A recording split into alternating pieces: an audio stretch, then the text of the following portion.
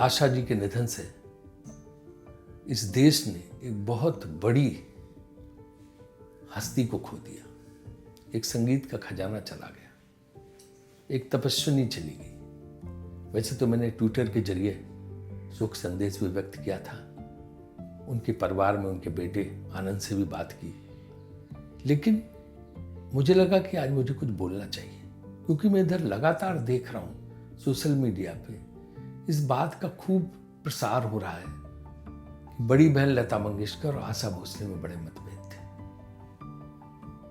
दोनों में बहुत मनमुटाव था, दोनों के रिश्ते बहुत खराब थे। तो मुझे लगा कि कुछ बोलना चाहिए, क्योंकि मैं भी मंगेशकर परिवार को थोड़ा बहुत जानता हूँ, बल्कि अच्छी तरह जानता हूँ।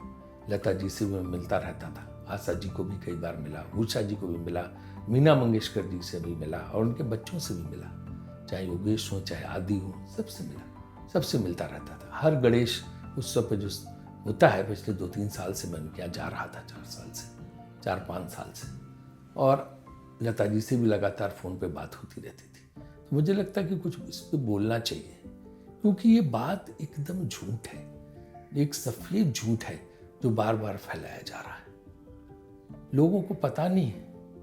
और खुद लता जी का बताया हुआ है कि जब सांगली में लता जी छोटी थी तो एक स्कूल में उन्होंने दाखला लिया, मुरलीधर पाठशाला करके स्कूल था, और उसमें वो पढ़ने जाती थी।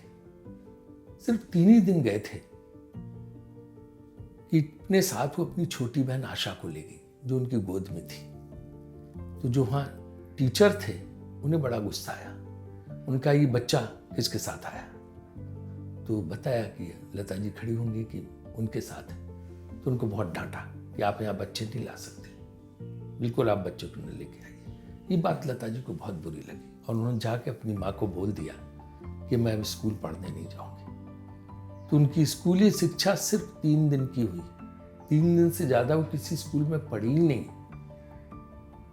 और वो भी स्कूल उन्होंने पढ़ाई इसलिए छोड़ दी क्योंकि टीचर ने उनकी बहन आशा को लाने से मना कर दिया था। ऐसा प्यार था दोनों के बीच। और उन्हीं लता जी को आपको पता है जिन्होंने कोई स्कूली शिक्षा नहीं ली, बाद में दुनिया की ऐसी कौन सी यूनिवर्सिटी है जिसने उन्हें डॉक्टरेट की उपाधि नहीं दी, चाहे अमेरिका की हो, चाहे कनाडा की हो, चाहे ब्रिटेन की हो, चाहे ऑस्ट्रेलिया की हो, भारत की तो छोड़ ही दीजिए, कितनों उन्होंने डॉक्टरेट की उपाधि दी, लेकिन उनकी स्कूली शिक्षा बिल्कुल शून्य थी, सिर्फ 3 दिन की थी, और वो भी उन्होंने आशा जी की वजह से छोड़ दी थी। बाद में सब लोग मुंबई आ गए, मुंबई में रहने लगे, मिलजुल के काम करते थे, लेकिन परिस्थिति बहुत खराब हो गई। तो पूरे परिवार को उनकी माँ लेके अपने गांव चली गई और मुंबई में सिर्फ रह गई लता जी और उनके साथ उनकी छोटी बहन मीना जी, जो ये दोनों बहनें रह के वहाँ पे काम की खोज में लगी हुई थी ताकि उनको कुछ काम मिले। धीरे धीरे काम मिला और वो बालकेश्वर में एक घर में आके रहने लगी।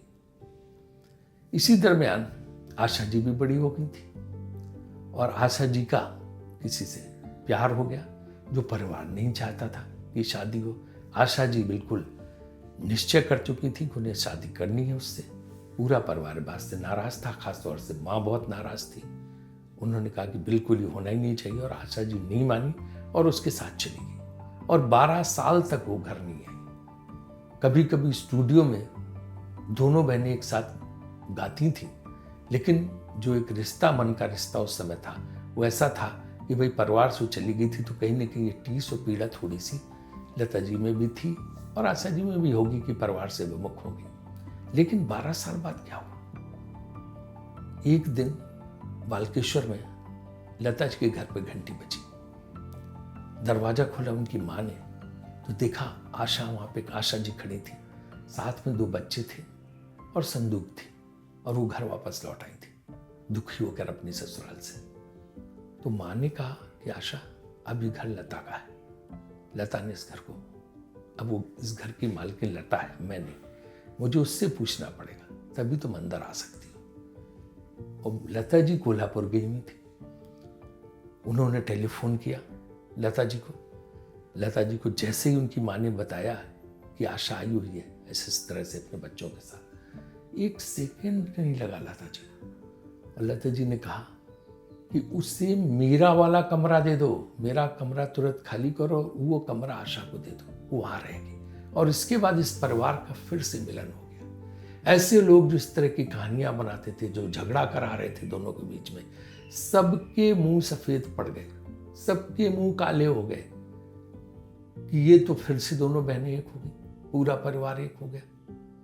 और उसको मीना जी बहुत ढंग से उन्होंने रखा कि आखिर हम अलग अलग कैसे हो सकते थे, हम खून का रिश्ते थे हमारे बीच में, हम मास्टर दीनानाथ की पुत्रियां थी, हम अलग अलग कैसे हो सकते थे। अगर लता जी तेज थी तो आशा जी ओज थी। अगर लता जी मां सरस्वती की वीणा थी तो आशा जी कृष्ण की बंसी थी। उन्हें अलग कौन कर सकता था? दोनों संगीत की साधक थी, उपासक थी, तो उन्हें कोई अलग करने का मतलब ही नहीं था। और पूरा परिवार फिर से एक हो गया। फिर उनके छोटे बेटे आनंद का जन्म भी उसी घर में हुआ, वाल्केश्वर में।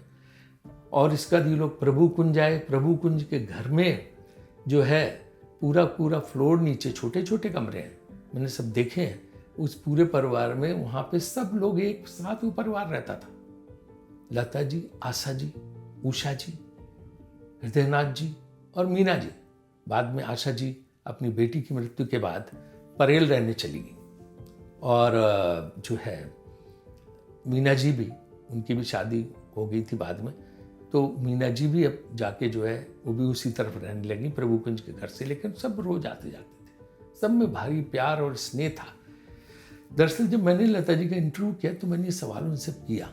मैंने पूछा कि ये ऐसे ऐसे मतभेद की बात बहुत कही जाती है, आप दोनों में झगड़े की बात बहुत कही जाती दोनों बहनों में, और सही परांजपे जी ने तो फिल्म बना दी साज, जिसमें यही दिखाया गया, पूरी फिल्म इसी बात पे है कि दोनों बहनों में भयानक झगड़ा था। तो लता जी से मैंने पूछा, उन्होंने कहा कि मैं तो ये कल्पना भी नहीं कर सकती हूँ राजीव जी। आशा जी से भी आपके बड़े मतभेद थे और आशा जी को आपने बढ़ने नहीं दिया, अपनी बहन को। आशा को बढ़ने नहीं दिया होता तो आशा का जितना नाम होता। और एक बात मुझसे उन्होंने और कही कि स्थिति ये है, असलियत ये है कि अगर आशा के कमरे में जाना है तो मेरे बेडरूम से होके तुम्हें जाना पड़ेगा। इतनी हमारी निकटता, इतना हमारा सानिध्य है, और ये कैसी बातें फैलाई जाती मेरी समझ में नहीं आता। तो इस बात से बहुत हताश थी। वो कहती थी एकदम झूठ है ये सब, ये फैलाया गया। हम बहनों में पूर्ण एकता है, पूर्ण प्यार है, दिल से प्यार है, हम एक हैं। और एक बात और कही जाती है इस प्रकरण में कि साहब ओपी नैयर साहब ने उस जमाने में जो है इसमें घी में आग डालने का काम किया। उन्होंने लता मंगेशकर को कोई गाना नहीं दिया और सारे गाने उन्होंने आशा भोसले से गवाए, लता जी से गाने नहीं गवाए। जबकि असलियत ये है, ओपी नैयर जी लता जी के बहुत करीबी थे, दोनों में खूब बात होती रहती थी और बहुत अच्छे रिश्ते थे। लेकिन वो जो धुन बनाते थे वो थोड़ी सी दूसरे किस्म की थी, वो हल्ले गुल्ले तेज तर्रार उसकी थी। लता जी को गाना पसंद नहीं था और आशा जी उस तरह के गानों की एक्सपर्ट थी। तो वो इसलिए ओपी नैयर की फिल्मों में आशा जी ने गाने गाए। लता जी को ओपी नैयर का जो संगीत का तरीका था वो नहीं पसंद था, उनके संगीत की धुनें उनको पसंद नहीं थी, इसलिए नहीं गाते थे। लेकिन व्यक्तिगत रिश्ते ओपी नैयर से भी बहुत अच्छे थे लता जी के, और ये बात उनका परिवार बताता है। तो ये कहना कि ओपी नैयर जी ने जानबूझ के लता जी को, एकदम गलत है। और शायद कहीं ये भी बात रही होगी कि लता जी को आशा जी से इतना प्यार था, वो चाहते होंगे इस तरह के गाने आशा गाए ताकि उसका भी रुतबा फिल्म इंडस्ट्री में बने, उसको भी खूब काम मिले। और लता और आशा जी को खूब काम भी मिला। उन्होंने तो कोई कहता था कि एक तरह से रिकॉर्ड कायम किया कि एक दिन में 7-7 गाने गाए, 12,000 गाने आशा जी ने गाए। तो ये कहना कि जो है कि लता जी उन्हें रोकती थी और गाने नहीं देती थी, एकदम गलत बात है। दोनों में ऐसा स्नेह था कि कोई सोच नहीं सकता। तो मुझे लगता कि इस तरह की अफवाहें, इस तरह की बातें नहीं फैलाई जानी चाहिए। इसका कोई अर्थ नहीं होता, इसका कोई मतलब नहीं होता। और आशा जी वैसे भी हमेशा से बहुत तेज तर्रार थी। एक बार उस वहाँ पे कोल्हापुर में किसी ने जो है, ये लड़कियाँ जा रही थी बहनें, किसी ने कुछ कमेंट पास कर दिया तो उस लड़के को उन्होंने साइकिल से धक्का मार के गिरा दिया था। बहुत ही तेज तर्रार थी। और मैं तो उनको अहमदाबाद में पिछली साल ही एक मैच में मिला था। तो वो उस समय वो 91 की होंगी, 91 साल की, लेकिन इतने ढंग से तैयार होके सजी संवरी मेकअप फुल के साथ बैठी थी कि पूछो मत। जबरदस्त व्यक्तित्व लग रही थी वो। तो बहुत टिप टॉप इस ढंग से रहती थी, बहुत अच्छी तरह से रहती थी। उनके साथ उनकी ग्रैंड डॉटर भी थी, उनका बेटा भी था साथ में वहाँ पे, और वो बहुत अच्छी तरह से बात कर रही थी। 91 साल में तेज तर्रार, हर तमाम प्रोग्राम्स में जाती थी, गाती भी थी सब जगह। लगते ही नहीं था कि इतनी जल्दी चली जाएंगी। और मैं जब गणेश पूजन होता था उनके यहाँ, साल में एक बार जो गणेश जी बिठाए जाते हैं महाराष्ट्र में, तो उनके यहाँ जाता था, तो वहाँ भी बहुत से आरती कराती थी, सब करती थी। तो मुझे लगता कि परिवार में बहुत मतलब एकता थी।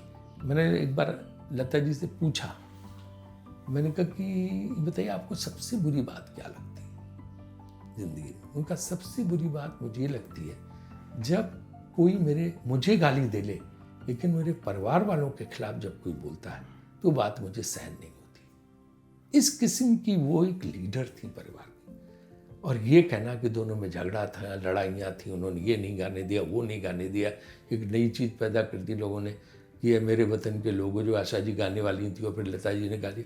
ये सब बेकार की बातें। इन बेकार की बातों में किसी को जाना नहीं चाहिए। हमें लगता है एक सच्ची श्रद्धांजलि हमें आज आशा जी को देनी चाहिए और लता जी को हमें याद करना चाहिए। उन दोनों ने मिल के भारत के संगीत को कहाँ तक पहुँचाया, ये बात किसी को भूलनी नहीं चाहिए। धन्यवाद।